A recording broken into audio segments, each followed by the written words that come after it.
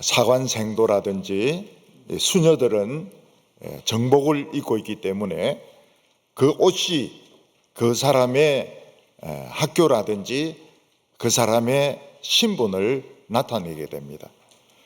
그래서 사관생도는 행동을 할 때도 다른 사람들이 다 보고 있기 때문에 절도 있는 행동을 해야 되고 예의가 있는 행동을 해야 됩니다.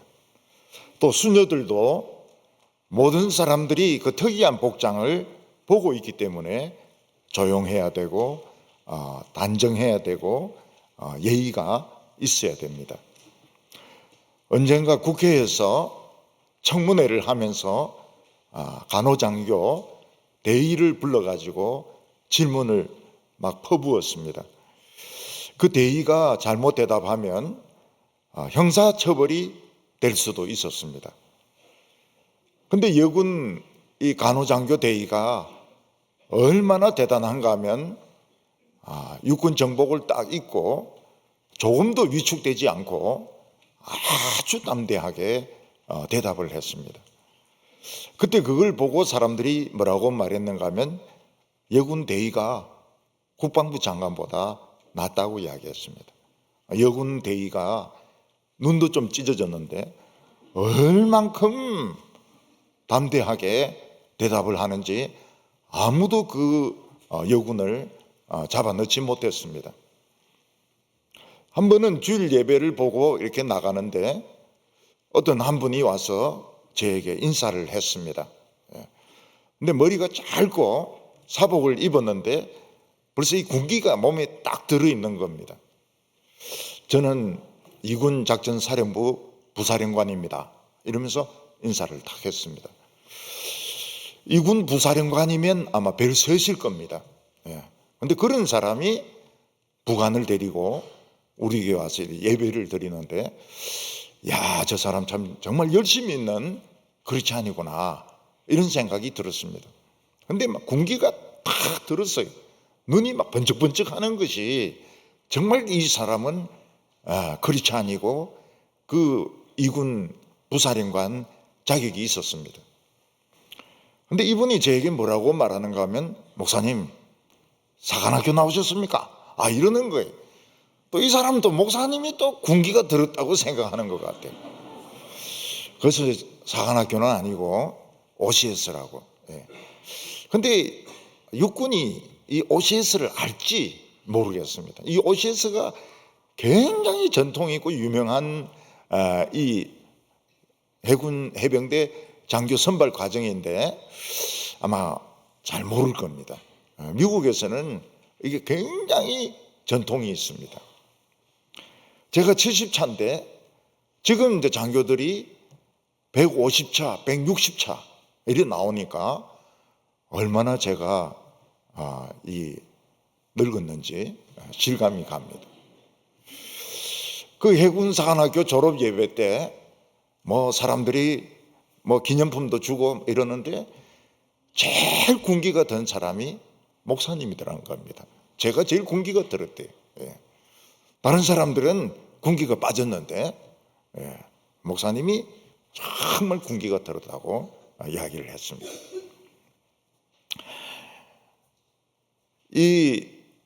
이런 종교인들, 종교적인 복장을 한 분들은 그 복장에 맞지 않는 행동을 해서는 안 됩니다.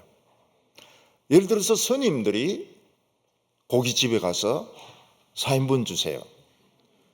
그러니까 그 서빙하는 청년이 스님도 고기 드십니까? 이러니까 그 스님들이 요즘 고기를 안 먹었더니 불경이 안 나온다고 이렇게 실제로 그렇게 이야기를 하는 겁니다. 그리고 외국에 가면은 이분들이 바로 화장실에 가가지고 옷을 갈아입습니다.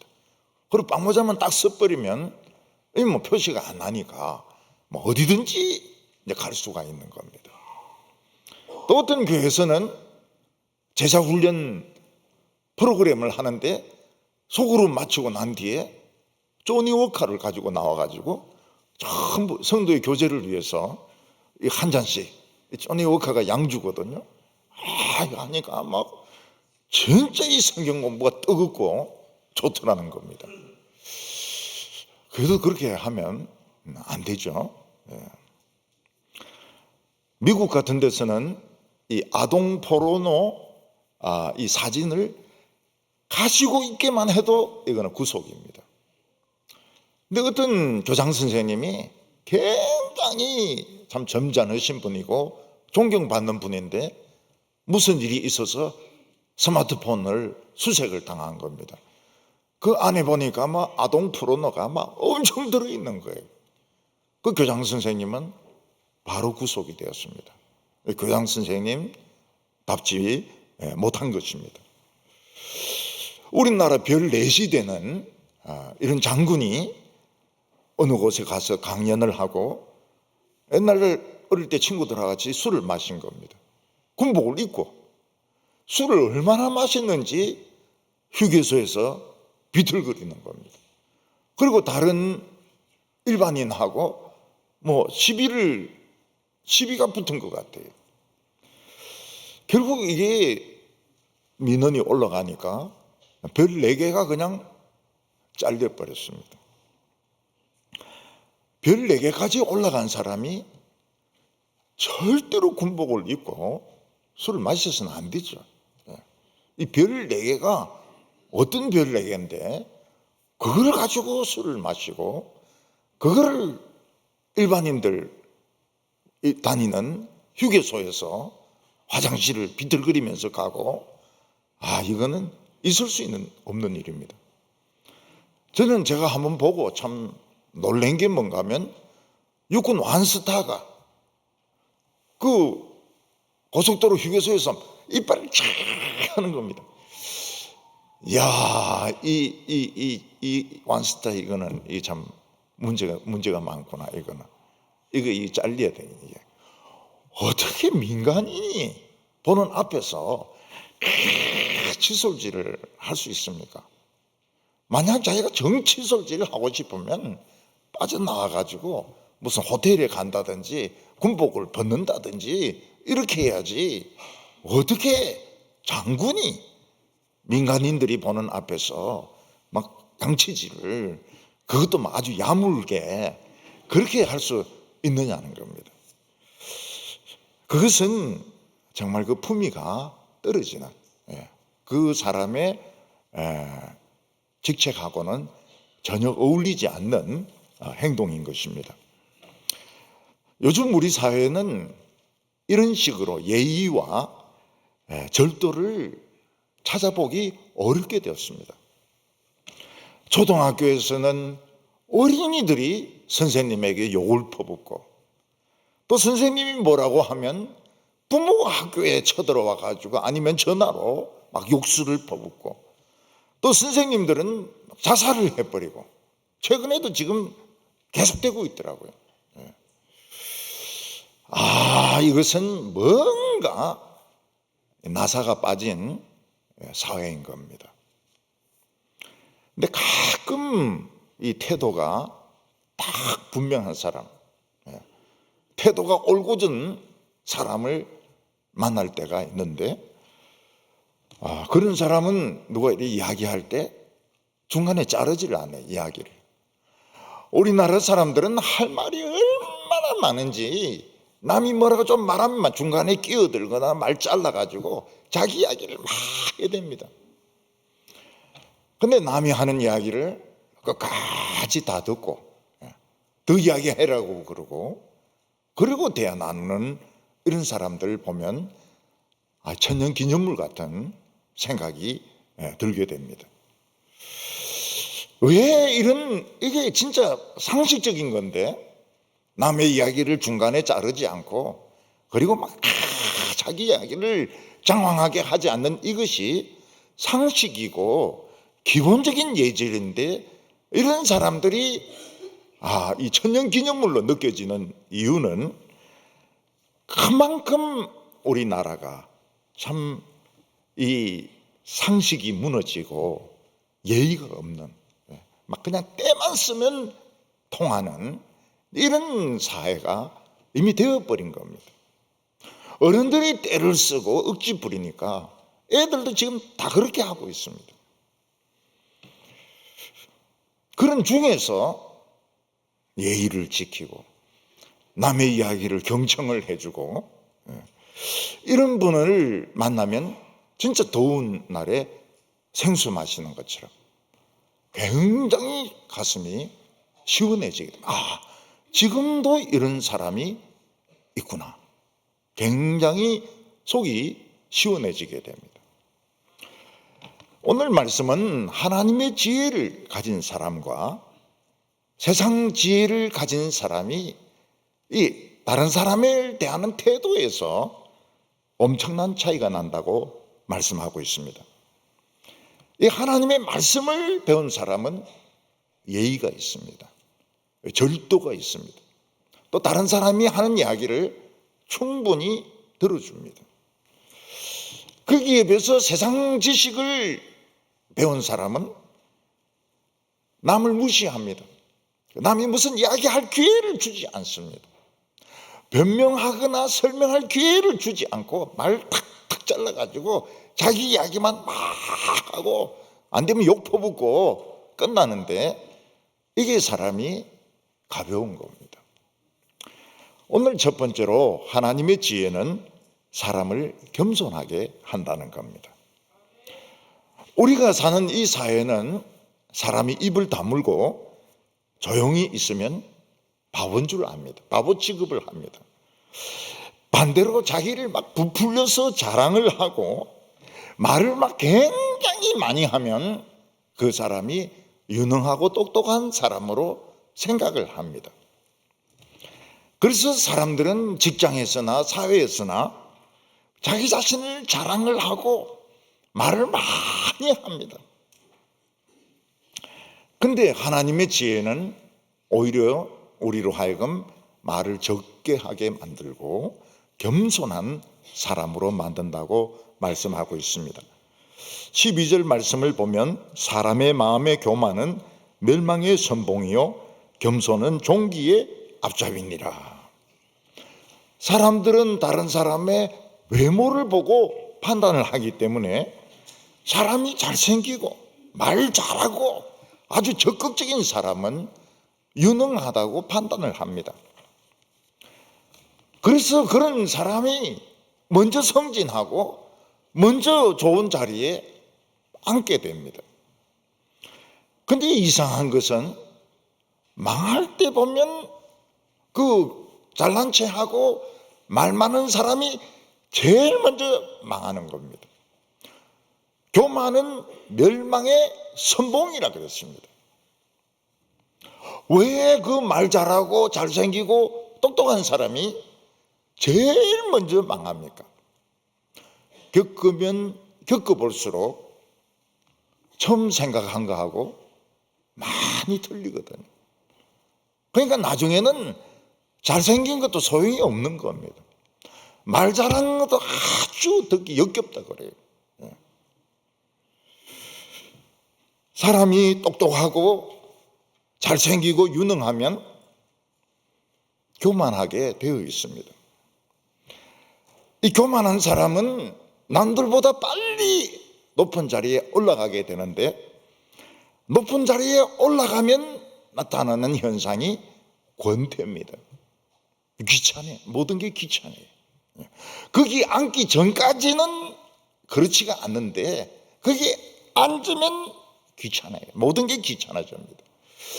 그리고 법을 지킬 필요가 없다고 생각합니다. 불법을 자꾸 하는 거예요. 그게 자기의 능력이고 자기의 실력이라고 생각합니다. 그래서 국가적으로 막 큰 재난이 났는데도 골프를 칩니다. 왜냐하면 유능하니까요.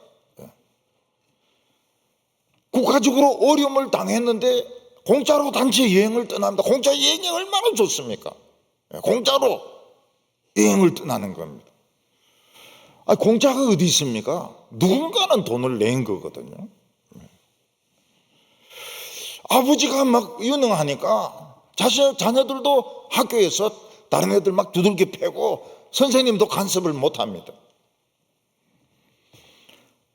근데 나중에 이제 이게 문제가 딱 터지게 되면 어떻게 됩니까? 이 사람은 국가에서 막 홍수가 나고 사람들이 죽었는데도 골프를 쳤다. 골프에 미친 사람이다. 공짜로 단체 여행을 떠났다. 애가 학폭이다. 그래서 그냥 공든탑이 한순간에 딱 무너져 버립니다. 교만은 멸망의 선봉이요. 다 높은 자리에 올라갔는데 그냥 한순간에 딱 무너져 버리는 겁니다. 거기에 비해서 하나님의 말씀을 배운 사람은 자기가 부족하다는 걸 압니다. 그리고 빨리 승진하지도 못합니다. 또 자랑할 것도 없습니다. 잘 나타나지도 두드러지지도 않고 평범하기 때문에 빨리 성공을 못합니다. 그런데 이런 사람들이 자기가 맡은 일에는 굉장히 성실합니다. 말은 잘 못해도 두드러지지는 않아도 자기가 맡은 일 하나만은 성실하게 일을 해냅니다. 하나님이 그 사람을 아는 겁니다. 그래서 하나님이 저 사람 뽑으라. 어느 순간 그 말없는 사람이 탁 뽑히는 거예요. 사람들이 깜짝 놀라죠. 왜냐하면 전혀 생각지도 않았던 사람이 탁 뽑히니까요.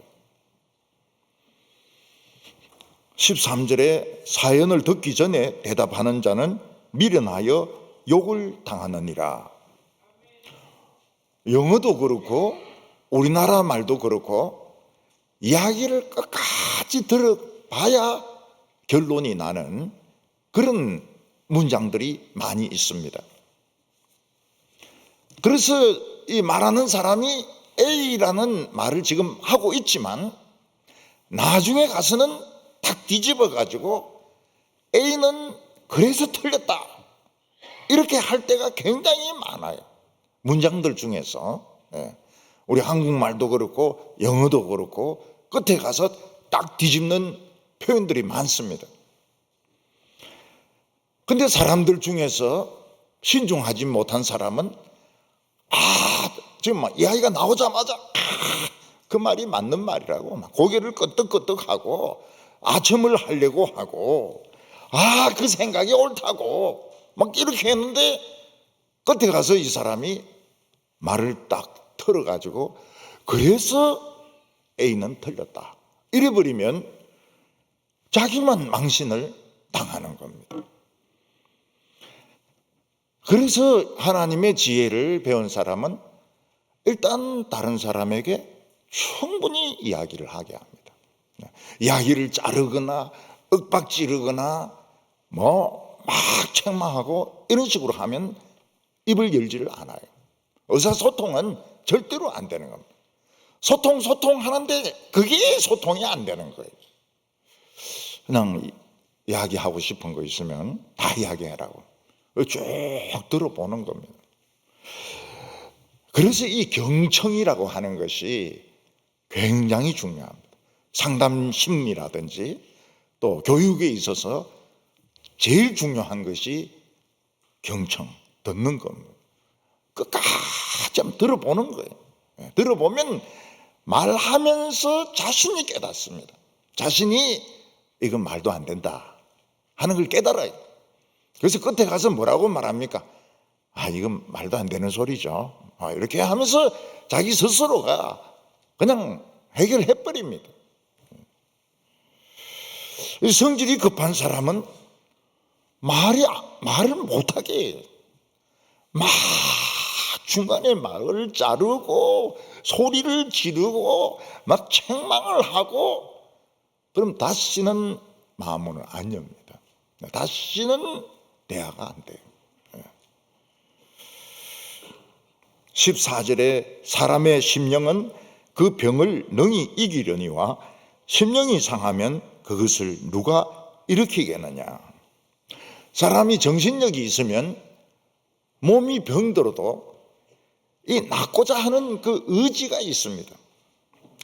그래서 약을 꼬박꼬박 먹고 식사도 꼬박꼬박하고 뭐 이 링거 달고 막 복도를 왔다 갔다 하면서 운동을 합니다.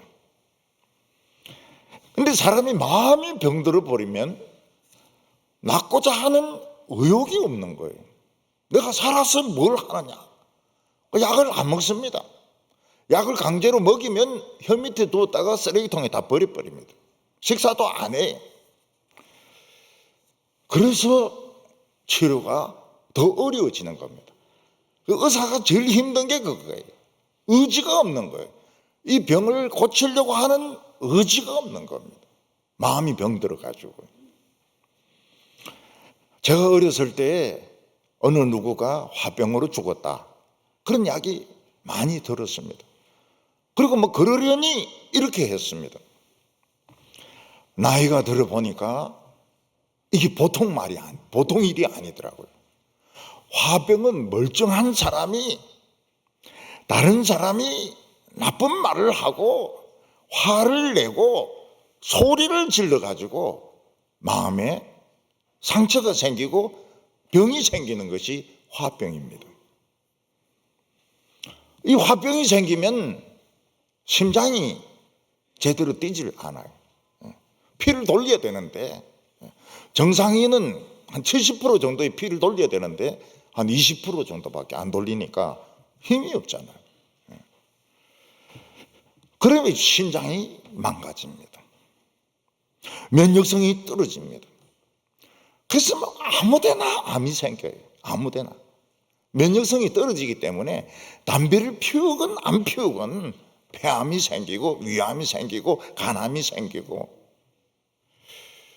그래서 예수님은 꼭 살인하는 것이 살인이 아니라고 말씀하셨습니다. 다른 형제에 대해서 화를 내고 소리를 지르고 이 멍청한 놈아 하는 이게 살인이라는 겁니다. 지옥불에 던져진다 그랬습니다. 그래서 이 소리를 지르지 말아야 됩니다. 교회에서나 집에서나 직장에서나 소리를 지르지 말아야 됩니다. 사람이 마음의 병을 고쳐야 되는데, 마음의 병을 고치면 딴 병도 고칠 수 있거든요. 막 병원 찾아다니면서 그 병 하나하나를 다 치료받아야 됩니다. 처음에 시작할 때는 화병에서 시작했지만 이게 한 20가지 병이 되는데 치료할 때는 하나하나 다 치료해야 됩니다. 그런데 그럴 의지가 있어야 돼요. 뭐 교회를 위해서라든지 가정 식구들을 위해서라든지 애들을 위해서라든지 그 고통을 전부 감수할 수 있을 정도로 마음이 정신력이 있어야 되는 겁니다. 근데 살고 싶지가 않아요. 내가 이 살았으면 뭐하냐? 살았으면 뭐하냐? 뭐 이런 교인들 지켰으면 뭐하냐? 근데 이러면은 병원에 안 가거든. 병원에 안 가고 약 안 먹거든. 그럼 이제 가는 겁니다. 죽는 거예요. 네, 죽는 거예요. 마음이 병들지 않도록. 교회는 마음을 고치는 곳인데 교회에서 마음의 병이 많이 들어요. 목사님의 설교를 듣고 마음의 병이 들고, 교인끼리 서로 싸워가지고 마음의 병이 들고, 그럼 자살을 하든지 심정지가 일어나든지 심근경색이 일어나든지. 그래서 오늘날은 옛날 같은 그런 설교를 하면 안 됩니다. 유치원 수준의 설교를 하면 안 됩니다. 굉장히 심리적으로 깊이 있는, 심리적으로 또 사회적으로 깊이 있는 설교를 해가지고 납득이 돼야 되는 겁니다. 이게 납득이 되면 뭐 이성 간의 교제가 깨진 거라든지, 또 자신이 취직이 안 되는 문제라든지, 또 뭐 미래에 대한 문제라든지 이런 것을 극복이 되는 겁니다. 아주 깊이 있게. 목사는 굉장히 성경을 깊이 있게 연구를 해야 됩니다. 그러면서도 어려운 느낌을 주면 안 돼요.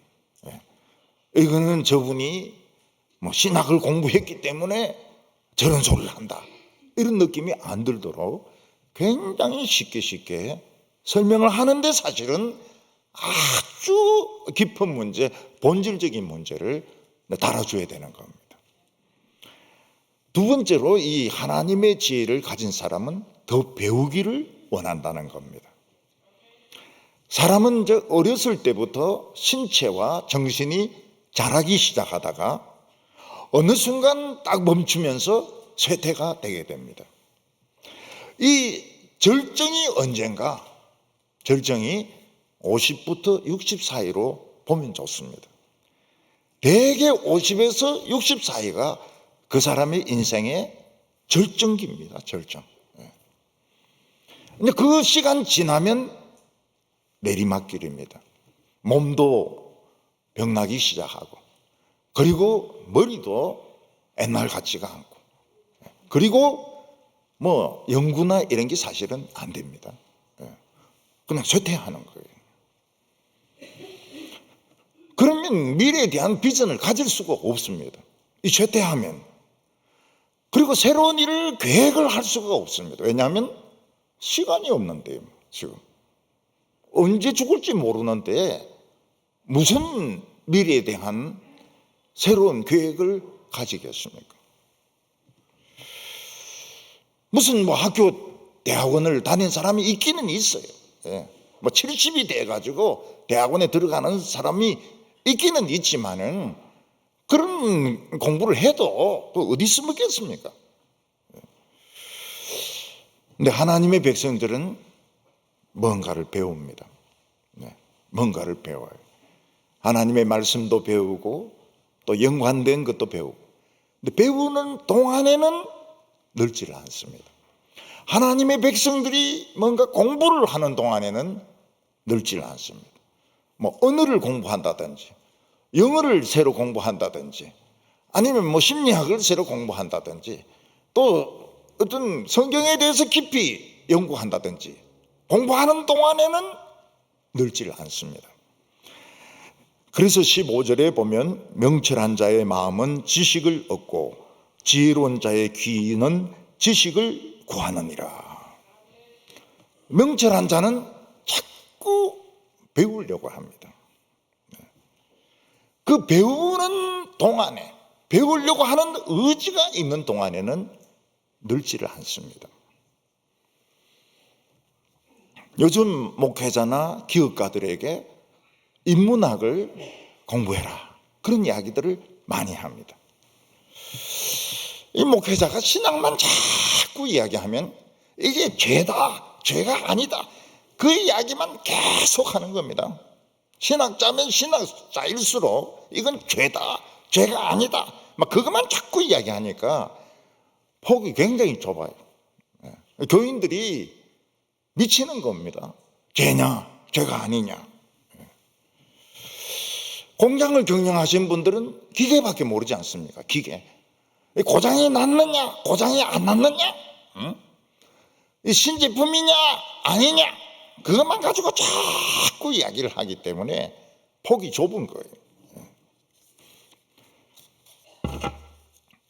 근데 인문학을 공부하면 조조가 어땠다, 삼국지에 나오는 조조가 어땠다, 나폴레옹이 어떻게 했다, 소크라테스가 어떻게 했다, 쇼펜하우어는 어떤 인생론을 가지고 있었는가. 그리고 음악에 대해서 음악을 작곡하게 된 배경들, 음악이 가지고 있는 그런 느낌들, 미술 같은 것들. 그러니까 폭이 굉장히 이제 넓은 거예요. 근데 인문학도 한계가 있습니다. 책을 읽어보고 좀 공부를 해보면 금방 한계가 있어요.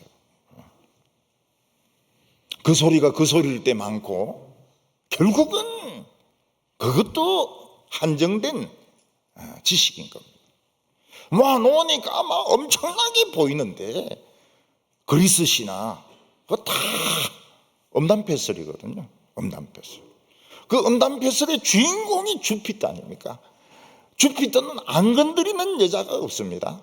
전부 사생아들은 주피터의 아들들입니다. 주피터의 아들들. 근데 성경에 등장인물이 한 몇 명이나 될 것 같습니까? 수만 명이 나옵니다. 수만 명. 그 배경은 사막도 있고 도시도 있고 강도 있고 바다도 있고 그리고 땅 속에도 나오고, 이 성경은 그 깊이와 그 넓이가 상상할 수가 없습니다. 그래서 진짜 인문학 중에 인문학은 성경입니다. 에라스무스가 그리스 성경을 출판을 하거든요. 에라스무스가 인문학자입니다. 존 칼빈도 원래는 인문학에서 출발을 했습니다. 그렇지만 그는 인문학자는 아니에요. 그는 결국은 성경으로 돌아갔습니다. 오거스틴도 플라톤에서 시작했지만 이 플라톤의 한계를 알았습니다. 그래서 철저한 성경적인 인물로 오거스틴이 도로 서게 됩니다. 셰익스피어의 비극을 보면 그 사람의 심리를 잘 다루고 있습니다. 햄릿은 복수를 꿈꿉니다.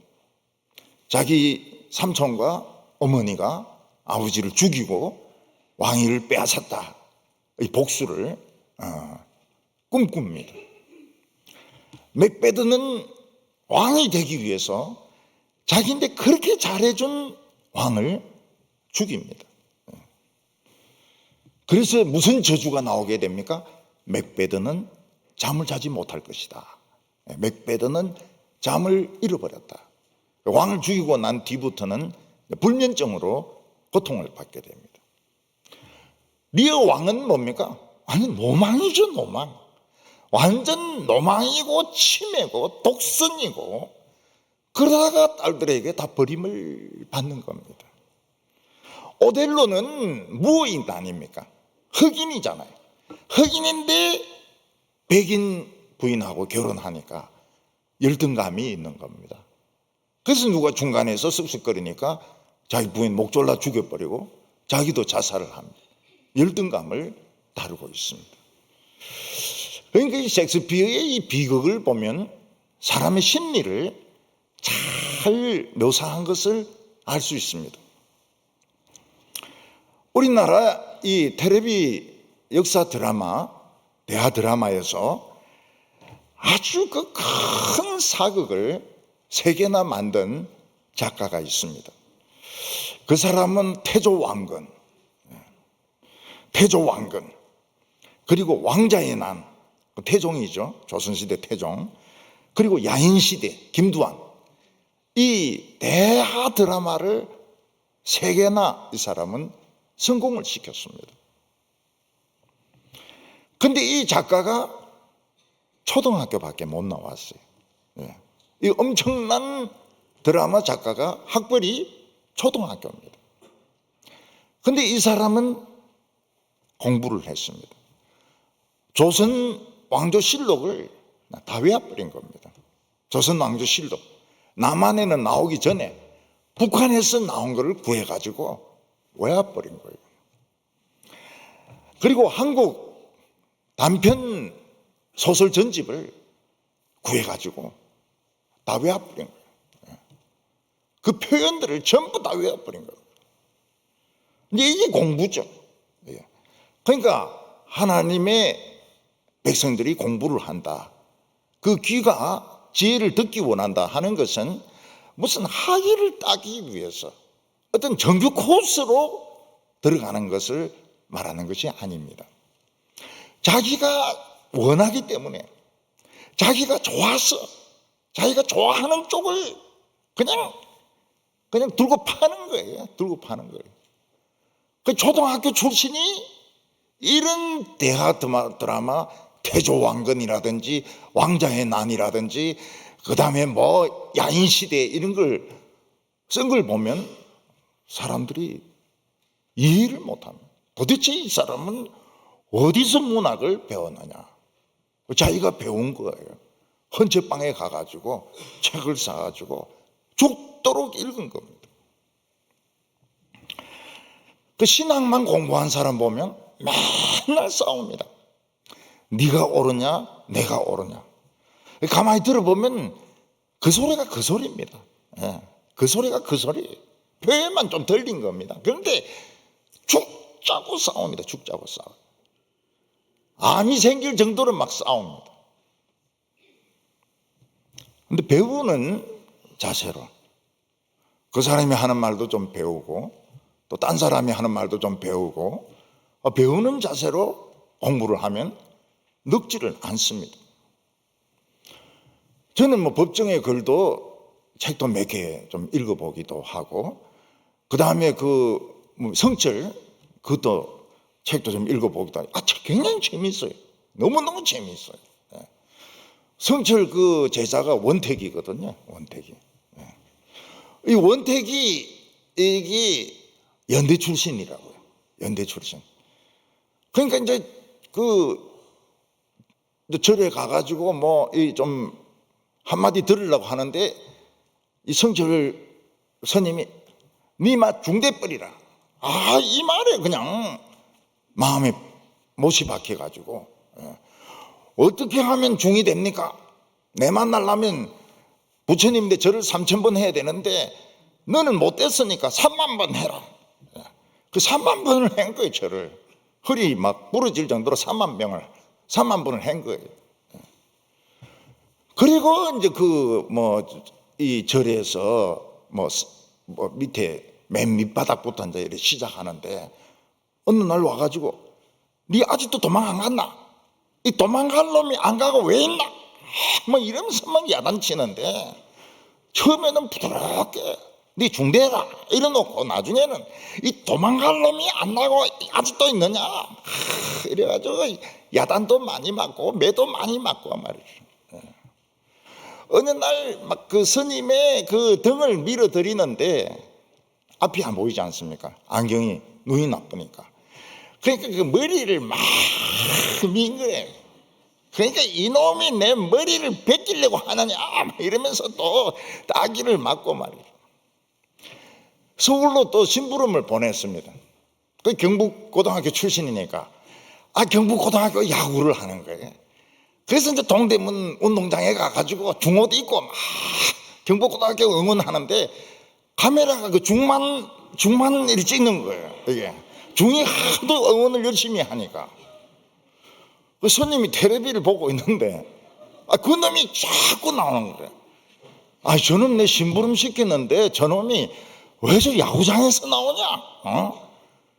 그래 자기는 뭣도 모르고 이제 해인사로 들어오니까 다른 중돌이 오늘 니 조심해라. 오늘 니 맞아 죽는다. 왜 그런데? 야 텔레비에 네가 나오더라 네가. 그래가지고 또 두들이 맞고 말이죠. 그 성철 스님이 뭐 제자들이 많다. 전부 거짓말입니다. 워낙 많이 때리니까 제자가 없어요. 제자가 없어요. 그 제자라 하는 것들은 다 엉터리들입니다. 엉터리들. 법정도 제자가 없어요. 법정도 혼자 돌아다니고 제자가 없어요. 성질도 굉장히 신경질적이고 날카롭고 그래가지고 제자도 없어요. 죽으면서 내 책은 전부 절판해라. 출판사가 말 듣습니까? 전부 다 내버린 거예요. 책을 전부 다 내가지고 저도 이제 그 책을 그 절판하라 했을 때 딱 구해가지고 헌책방에서 사가지고 읽었는데 별로 재미없던데요. 무소유 그게 그 소리죠. 그게 그 소리죠. 얼마 전에 우리나라 영화 배우가 자기 재산이 3,000억인데 이거 다 기부하고 관에는 성경책 하나만 들고 들어가겠다. 그게 굉장히 신선한 충격을 주었습니다. 역시 빨간 마우라는 틀리구나. 사람들이 참 좋게 생각했습니다. 근데 중국 배우 주윤발 있지 않습니까? 주윤발. 그 이름이 발이 나오는 게 이제 발이 굉장히 큰가 봐요. 왕발인가 봐요. 주윤발. 주윤발의 재산이 8,100억입니다. 8,100억. 전액을 기부해버렸어요. 돈이 없어요. 그 뭐 타고 다닙니까? 지하철 타고 다녀요. 지하철. 자기 돈 없대요. 그리고 어떻게 그 8,100억을 기증했느냐? 내가 기증한 거 아니라는 거예요. 우리 부인이 기증했다는 거예요. 자기는 돈이 아까워가 기증 안 하려고 하는데 부인이 막 그냥 해버렸다는 거예요. 자기 돈이 없대요. 지하철 타고 다녀요. 야, 이 돈을 버는 것도 참 어렵지만 돈을 바로 쓰는 것은 훨씬 더 어렵습니다. 훨씬 더 어려워요. 죽기 전에 내 땅이나 돈을 뭐 카이스트나 이런 데 다 기부하면 잘하는 거냐? 저는 꼭 그렇게 생각 안 해요. 그렇게 생각 안 해요. 왜 카이스트를 기증합니까? 서울대도 있고 이런데. 그래서 제가 옳지 않다고 생각하는 거예요. 반반 나눠서 하든지 아니면 서울대를 3으로 하고 그거는 1로 하든지 이렇게 해야 잘하는 거지 말이죠. 카이스트만 자꾸 주고 이렇게 하니까 성질이 납니까 안 납니까? 16절에 보면 사람의 선물은 그의 길을 넓게 하며 또 존귀한 자 앞으로 그를 인도하느니라. 이 말을 잘못 해석을 하면 선물을 주고 뇌물을 주면 막 길이 열리고 최고로 높은 사람도 만날 수 있다. 그래가지고 성진의 혜택을 입을 수 있다. 이렇게 생각하기 쉬운데 그게 아닙니다. 돈은 열심히 벌되 지혜롭게 쓰라는 겁니다. 이거는 내가 가진 돈을 전부 장학금이나 뭐 구제비로 주라는 뜻이 아닙니다. 저는 교인들에게 돈 번 거 가지고 외식도 하고 옷도 사 입고 애들 학원도 보내고 여행도 다니라고 그럽니다. 근데 자기 돈을 남을 위해서 쓰는 첫 번째 시도가 헌금입니다. 헌금이 얼마나 아까운 줄 몰라요. 처음 예수 믿는 사람들은 헌금이 너무 아깝고 11조가 너무 아까워요. 그래서 해야 되느냐 말아야 되느냐. 그 정답이 뭡니까? 하고 싶으면 하고 하기 싫으면 안 하고 자기 원대로 하는 거죠. 그리고 그렇게 하다 보면 이제 조금씩 생겨요. 조금씩 돈이 필요한 사람도 좀 생기기도 하고 그때 이제 쓰는 겁니다. 돈을 잘 쓰는 거예요. 그러면은 그런 쪽에서 일하는 사람들을 알게 되기도 하고 어떤 때는 이제 최고의 지위에 있는 사람도 그런 사람 한번 만나보자. 참 인사나 해보자. 그래서 만나게 된다는 겁니다. 평소에 항상 이 선에 관심을 가지고 있으면 길이 자꾸 열리는 거예요. 뭐 8,100억을 한꺼번에 기부하고 그런 거 아닙니다. 자기도 쓰고 뭐 좋은 차 타고 싶으면 타기도 하고 그러면서도 문을 열어놓는 것이죠. 사람들은 모든 걸 자기 관점에서 봅니다. 그래서 다투고 있는 사람, 이 사람 이야기 들어보면 이 사람 말이 맞고 저 사람 말을 들어보면 저 사람 말이 맞는 것 같습니다. 재판하는 사람, 재판장들도 보면 원고 말을 들으면 원고 말이 맞고 변호사 말을 들어보면 변호사 말이 맞는 것 같고 그래서 이 판단 내리기가 쉽지가 않아요. 왜냐하면 자기가 잘못한 것은 감추거든요. 자기가 잘한 것은 자꾸 이야기하거든요. 그래서 17절에 송사에서 먼저 온 사람의 말이 바른 것 같으나 그의 상대자가 와서 밝혀내느니라. 처음에 말하는 사람 이야기 들으면 이 사람이 진짜 옳습니다. 근데 그 다음 사람 이야기를 들어보면 앞에 있는 건 전부 거짓말이고 이 사람 말이 맞아요. 그래서 미국이나 지금 우리나라도 어떤 사람이 옳습니까? 비싼 변호사를 쓰는 사람이 이기는 겁니다. 비싼 변호사. 이 변호사는 옳은 것도 틀리게 만들 수 있고 틀린 것도 옳게 만들 수 있기 때문에 이 비싼 변호사를 고용하는 것이 이게 이제 이기는 비결인 겁니다. 우리나라 어떤 사람이 그림을 팔았는데 그림을 자기가 그린 게 아니라고, 다른 사람인데 그리게 하고 자기는 사인만 하고 팔았는데 이제 사기로 고소를 당한 겁니다. 이 사람이 사기꾼으로 자기가 참 인생이 끝나면 너무 비참하다. 그래서 최고의 변호사를 고용을 했어요. 그래서 이겼습니다. 무죄로 판결이 났습니다. 근데 그 비싼 변호사 쓴다고 돈을 다 써버린 거예요. 돈이 없어요. 거지가 돼버린 거예요. 그러니까 사기꾼이 아니다, 그 판정을 얻기 위해 가지고 변호사비로 있는 재산 다 써버린 겁니다. 미국의 오제이 심슨이라고 이 미식축구 선수가 있습니다. 부인을 죽였는데 부인이 다른 사람하고 바람이 났어요.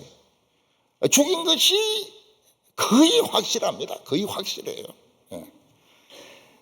그런데 오제이 심슨이 최고의 변호사들을 고용을 합니다. 하버드 출신들, 뭐 아주 명성 있는 사람들. 그래서 뭐 장갑이 뭐 어쩌니 저쩌니 요 핑계 대가지고 무죄가 됩니다. 그러니까 사람들이 뭐라고 말합니까? 죽이기는 죽인 것 같은데 이게 증거가 없다는 거예요. 근데 이 형사만 있는 거, 민사가 또 있거든요. 그 민사에서 재산 싹 다 날아가는 겁니다. 재산 다 날아가요. 그 가난뱅이가 된 겁니다. 오제이 심슨이 미식축구해서 돈 번 거 싹 다 날아가 버린 거예요. 북한에 가서 죽은 그 윈비어, 참 너무 안타깝게 죽었죠. 그 부모가 얼마나 지독한가 하면 북한 재산 동결된 것은 다 찾아냅니다. 다 찾아내요. 배 억류된 거, 돈 억류된 거 다 찾아가지고 그 피해보상 지금 다 받고 있는, 끝까지 싸운다는 거예요. 자기는 김정은이와 관계되는 거는 끝까지 소송해가지고 알거지로 만들겠다는 겁니다. 그러니까 신문에 뭐라고 했는가 하면 김정은이가 잘못 걸렸다는 거예요. 잘못 걸려서 고문을 할 때도 부모가 지독한가 안 한가 이런 거 보고 좀 저희들 같이 어리숙한 이런 것들을 고문하든지 이래야 되는데 지독한 거를 모르고 그냥 고문해가지고 죽여버리니까 끝까지 싸우겠다는 겁니다. 끝까지. 18절에 제비 뽑는 것은 다툼을 그치게 하여 강한 자 사이에 해결하게 하느니라. 자리는 한 자리밖에 없는데 여러 사람이 그 자리를 차지하려고 합니다. 그럼 싸울 수밖에 없어요. 선거로 하면 돈 주고 사람을 삽니다. 그래서 안 걸릴 수가 없어요. 근데 이제 신사협정이 되면은 우리 제비를 뽑아가지고 안 되면 포기하도록 하자. 근데 이런 신사협정이 되면은 다툼이 끝나는 겁니다. 다툼이 끝나요. 우리 교단도 총회장을 제비로 했는데 이 또 싫어하는 사람들 있지 않습니까? 장난치는 사람들. 그래가지고 결국은 두 사람을 뽑아가지고 그 사람들을 선거를 하는데 뭐 참 이 장난들을 많이 쳐요. 사람 뽑는 것이 굉장히 어렵습니다. 사람 뽑는 게 이 사람을 지지하는 사람이 있고 저 사람을 지지하는 사람이 있고 그래가지고 막 싸웁니다. 이 신사협정 우리 룰을 정하자. 룰을 정해가지고 룰대로 되면 포기하도록 하자. 근데 이게 되면은 싸울 필요가 없는 겁니다. 전에 얼마 전에 이름 있는 목사가 그럽니다. 요즘 어떠냐 이러더니 대구 동부교회 말고는 안 시끄러운 교회가 없다 그래요. 다 싸운다 그래요. 그래서 이 우리 교회가 다른 데 평판이 굉장히 좋구나. 중직자 뽑으면 목사님만 고소해버린다는 거예요. 이게 페어하지 않단 말이죠. 이렇게 해가지고. 이 하나님의 지혜는 이런 거를 이겨내야 됩니다. 이런 소지가 없도록 해야 되는 거예요. 다툼과 분열의 소지를 없애는 것이 지혜인 겁니다. 19절에 노엽게 한 형제와 화목하기가 견고한 성을 취하기보다 어려운 적 이러한 다툼은 산성 문빗장 같으니라. 형제는 어렸을 때 굉장히 사이좋게 지냅니다. 물론 싸우기도 하고 이러지만은 형제간은 사이가 좋습니다. 그거 가지고 결혼하면은 각자 제 길로 가는 겁니다. 우리나라는 형제 사이를 제사라는 이게 이제 묶어두 가지고 부모님이 살아 계실 때는 어쩔 수 없이 와야 됩니다. 와야 돼요. 그래서 형제들이 화목할 수밖에 없습니다. 제사 때문에. 근데 부모님 돌아가시면은 안 옵니다. 특히 이 며느리들이 제사에 대해서 굉장히 부정적입니다. 하루 종일 전 구워야 되죠. 하루 종일 과일 썰어야 되죠. 뭐 제사 음식 준비해야 되죠. 며느리들의 분노가 보통이 아닙니다. 그래서 명절 지나면 그 다음날 친정에 가가지고 들어 누워요. 손가락 하나 까딱 안 합니다. 친정에 가서는 아무것도 안 해요. 그럼 친정에 누가 죽어납니까? 시집 못 간 딸들. 이 딸들이 이제 죽어나는 거예요. 그래서 스스로 살기 위해서 결혼을 하는 겁니다. 언니들이 와가지고 초토화시키니까 언니만 옵니까? 그 밑에 딸린 그 아이들 있지 않습니까? 5명, 4명. 그리고 그 남편은 완전히 식돌이 아닙니까? 폐허를 만들어버려요. 요즘은 추석 때고 설날 때도 외국에 골프 치러 갑니다. 외국 골프가 비행기사 빼고 훨씬 싸거든요. 우리나라보다. 태국이나 이런 데가 우리나라 골프장에 보다 비행기 타고 호텔비 해도 더 싼 거예요. 그리고 거기 가서 거기서 제사를 드립니다. 태국에서. 그러니까 이 귀신들도 태국어를 좀 알아야 되는 거예요. 안 그러면 굶습니다. 옛날에는 이런 호텔 같은 데 가가지고 제사 드리니까 귀신들도 이걸 몇 호실인지 이걸 다 기억을 못하면은 그 해는 굶는 거예요. 그 해는 굶어요. 근데 형제가 부모 유산이 있으면 싸웁니다. 유산이 있으면 아무리 의리 좋은 형제도 싸웁니다. 부모 형제들은 포기하죠. 근데 부인들이 가만히 있습니까? 부인들이 절대로 가만히 있지 않습니다. 부인들이 우리 목 챙겨야 된다. 그래가지고 옆에서 막 옆구리 쑤시고 이래가지고 유산이 있으면 반드시 원수가 됩니다. 그래서 지혜로운 부모는 어떻게 합니까? 유산을 안 남기는 거예요. 짜장면 사 먹고, 그리고 붕어빵 사 먹고, 찐빵 사 먹고 다 써버리는 거예요. 다 써버리는 거예요. 없다? 돈 없다? 형제가 돈 빌리고 안 갚으면 원수 됩니다. 보증 쓰고 집 날리면 원수가 돼요. 이거는 화해가 안 됩니다. 그래서 성경은 뭐라고 말했습니까? 이 성에 빗장 여는 것보다 더 어렵다는 거예요. 전쟁할 때 빗장을 열려고 하면 막 이런 나무 기둥 가지고 쾅쾅 부딪히고 해야 되는데, 그런 돈 문제 가지고 의가 갈라진 형제는 이 성문 부수는 것보다 더 힘들다고 말하고 있습니다. 나중에 부모가 치매가 오지 않습니까? 누가 모시느냐? 진짜 싸웁니다. 진짜 싸워요. 큰형이 모시라. 야, 내가 지금까지 얼마나 고생했는데 내가 부모님까지 모셔야 되나? 막내 네 못이라. 막내가 무슨 뭐 장난감이냐고 아주 치열하게 싸웁니다. 그래서 우리 교인들은 결심을 해야 돼요. 무슨 일이 있어도 치매는 안 걸린다. 노 치매, 노 알츠하이머. 치매 걸리면 싸우거든요. 그게 이제 안 되면 다른 대안이 없도록 딸 하나만 딱 놓는 거예요. 서로 미루지 못하도록. 미국은 장인 장모 오는 거를 사이가 최고로 싫어합니다. 최고로 싫어. 왜냐하면 간섭하거든요. 뭐 이런 걸 뭐 쓰레기를 뭐 미국은 분리수거를 안 하지 않습니까? 그 엄청난 음식물을 분리수거를 안 해요. 자유나라이기 때문에, 프리 컨트리이기 때문에. 그래서 오지 마라 그래요.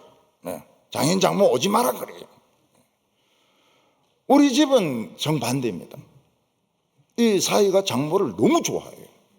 자기 엄마보다 더 좋아해요. 왜냐하면 너무 재미있으니까. 너무 재미있고 끊임없이 바닥거리고 끊임없이 놀고 이러니까. 그러니까 이 형제들을 나이가 들면은 떠난다고 봐야 돼요. 떠난다고 봐야 되고, 어른들도 자신들이 생각을 좀 해야 돼요. 옛날같이 막 돈 모아가지고 뭐 한 덩어리씩 띄주면은 좋아하죠. 공짜인데 좋아하지만 또 실상은 다릅니다. 또 늙은 부모가 자꾸 애들 보고 돈 달라고 이렇게 하기도 좀 그래요. 그래서 지금 노인들이 지금 극빈청이 많습니다. 겉으로는 그냥 점잖게 말씀 안 하고 계시지만은 가난한 분들이 굉장히 많아요. 오늘 마지막으로는 사람은 입술의 열매로 산다고 말씀하고 있습니다. 사람들은 끊임없이 말을 합니다. 그런데 우리나라 속담에 말 한마디로 천냥빛을 갚는다고. 빚이 너무너무 많은데도 말 한마디를 잘하는 바람에 빚이 다 없어져 버리는 거예요. 사람이 너무 기뻐가지고. 어떤 사람은 막 그렇게 충성을 합니다. 교회에 충성하고 김치 담그고 막 전도에 일하고. 근데 끝에 가서 말 한마디 잘못하는 바람에 욕만 얻어먹는 사람이 있어요. 아이고 저분은 그냥 이게 문제라. 입이 문제라. 그렇게 수고하고 요거를 잘못 날리는 바람에 그냥 잘한 거 하나도 표시 안 나고 욕만 얻어먹는 거예요. 20절에 사람은 입에서 나오는 열매로 말미암아 배부르게 되나니 곧 그의 입술에서 나는 것으로 말미암아 만족하게 되느니라. 어떤 사람은 말은 많이 합니다. 근데 자기도 허전하고 남도 허전합니다. 왜냐하면 사실이 아닌 말들을 했을 때, 내용이 없는 말을 했을 때는 말을 하면 할수록 허전합니다. 옛날 이스라엘 아합 시대 때 아람과 전쟁을 해야 되느냐 말아야 되느냐, 그 문제로 선지자 400명을 불렀습니다. 전부 싸우라고, 이긴다고 막 와글와글 하면서 떠들어댔습니다. 근데 그 선지자 말을 들으면 들을수록 허전한 거예요. 들으면 들을수록 허무한 겁니다. 그래서 여호사밧은 다른 선지자는 없느냐 이렇게 물어보니까 뭐 미가야라는 그런 좀 수준 떨어지는 선지자가 있는데 꼭 나쁜 예언만 한다는 거예요. 그런 소리 하지 말라고. 그 사람 불러라고. 미가야가 하는 말이 얼마나 정확합니까? 이스라엘은 목자 없는 양이 되어서 뿔뿔이 돌아온다고. 아합은 전쟁터에서 죽을 것이라고. 그리고 마귀가 거짓말하는 영이 되어서 이 선지자들 속에 다 들어가가지고 거짓말을 진짜처럼 막 떠들고 있다고 미가야가 이야기합니다. 그러니까 아합이 저놈을 감옥에 집어넣어라. 그리고 극도로 안 죽을 만큼만 물과 떡을 주고 내가 오면 저놈 죽이겠다고. 그럼 미가야가 뭐라고 말합니까? 와야 나를 죽일 거 아닙니까? 와야. 와야 나를 죽일 건데 못 온다니까요. 못 들어와요.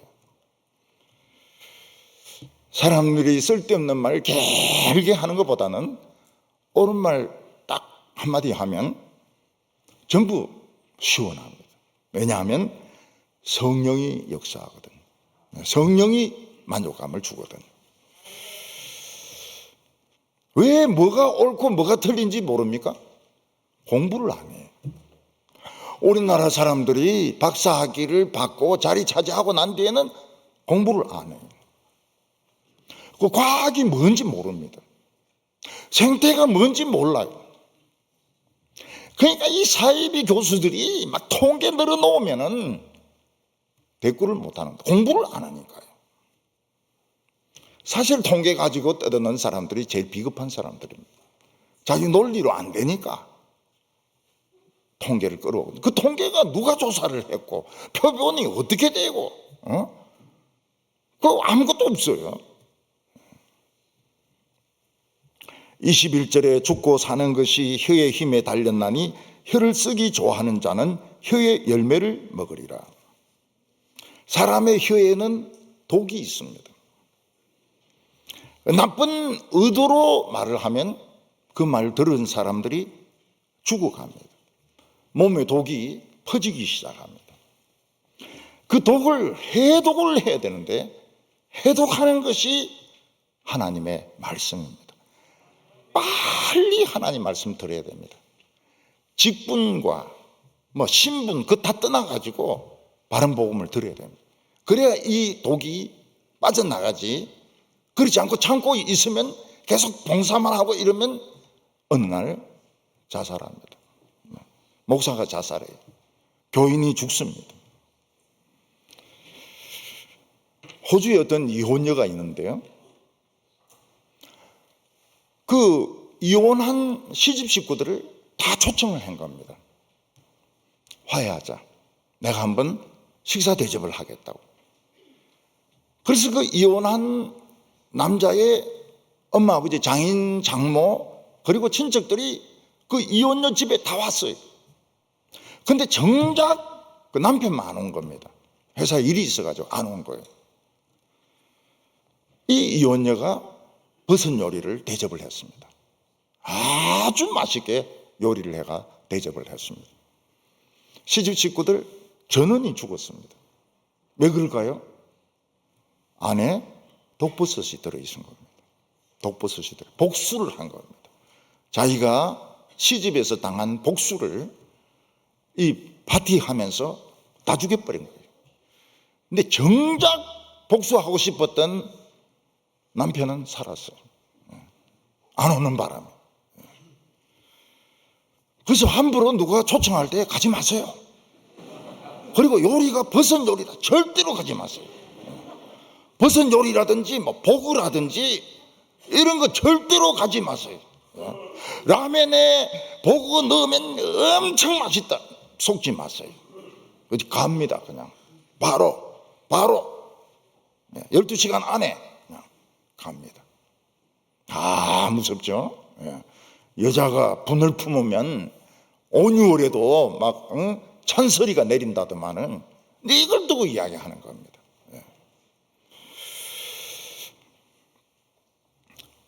23절과 24절 보면 가난한 자는 간절한 말로 구하여도 부자는 엄한 말로 대답하느니라. 많은 친구를 얻는 자는 해를 당하게 되거니와 어떤 친구는 형제보다 친밀하니라.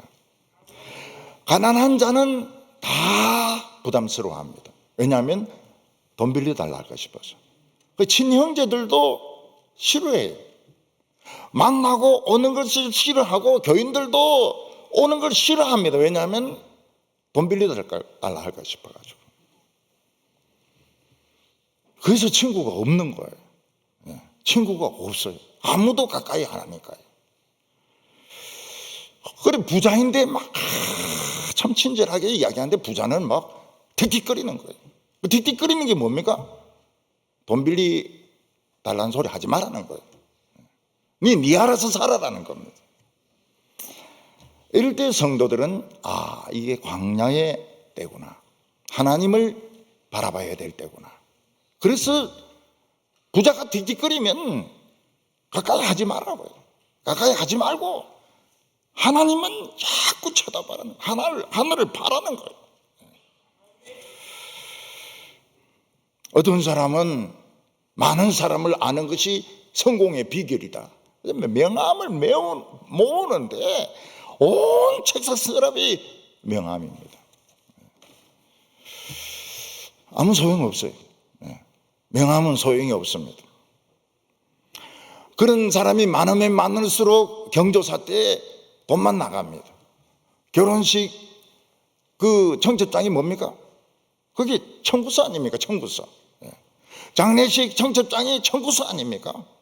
그게 뭐 3만 원, 5만 원. 서울에서는 5만 원 내도 요거도 먹습니다. 왜냐하면 그 식사가 15만 원이거든요. 15만 원 내고 먹어야 될 거 아닙니까? 그러니까 많은 사람, 아는 사람은 이 경조사비만 해도 엄청나거든요. 술로 사귄 사람은 술이 깬과 동시에 없어집니다. 그런데 교회 신앙의 친구는 병들었을 때 응급실에 같이 갑니다. 수술 받았을 때 밤을 새우면서 같이 지냅니다. 교회 우리 교회의 역사를 보면 어떤 교인이 병들었는데 누가 가가지고 밤을 새워서 간호했다, 그런 기록이 있습니다. 쓸데없이 사람에게 잘 보이려고 하지 말고 하나님을 공부하고 하나님을 연구해서 하나님의 합당함을 받는 우리 성도들 다 되시기를 바랍니다. 기도드리겠습니다. 하나님 아버지, 어리석고 미련한 저희들을 깨우쳐 주시기를 원합니다.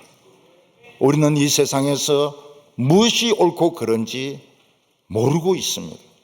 어떤 사람이 바른 말을 하고 어떤 사람이 믿을 수 없는 사람인지 우리는 모릅니다.